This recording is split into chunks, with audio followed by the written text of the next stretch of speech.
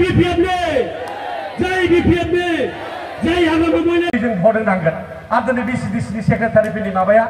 साख्रिया दासो नायदां एपइन्टमेन्टआ दा मा होनदों बेवहाय आसामनि फाइनान्स कमिसनासो बेथन होगोन होनना बुंदों बिनि बेथननि हेड एकाउन्ट गैया बेथन होग्रा सेलारि कम्पनेन्टनिफ्रायसो बेथन होयो उमुक हेडनिफ्राय होनाय जागोन बिदि लिरनाय थायो किन्तु बेहाय होनदों आसामनि स्टेट फाइनान्स कमिसना होगोन थारमाने बै समाव UBB साख्रि ओंखाराखै होनबा मिथिगौना मिथिबा UBB मास्टार साख्रिया बेबादि 6 मास बेथन मोननाय 6 मास बेथन मोनै प्लेन नन प्लेन मास्टार साख्रि थायो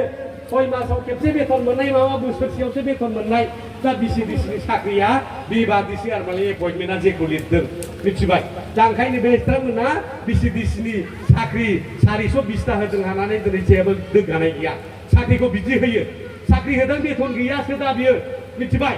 एपइन्टमेन्टखौ नाय फिसालाफोर लेखा गोरोंबा फरायदो होनबा बुजिगोन प्रमद बर'आ BCDC साख्रिनि सेक्रेटारिनि साख्रि एपइन्टमेन्ट होनाया 2 नाम्बारखौ होबावबाय नायदो दाना बिसिबां थगायनानै जायो थैनोसैयावबो थगायनानै जालांबावबाय होनजागोन जागोन